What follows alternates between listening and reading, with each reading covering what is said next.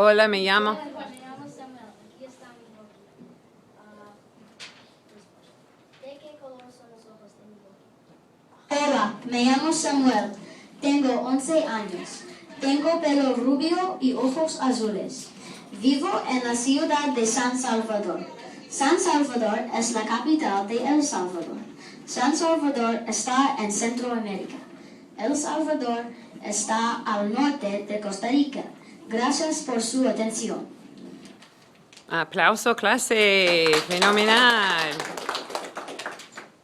¿De qué color son los ojos de mi VOKI? Te voy a leer. Tiene ojos azules. Correcto. Muy bien.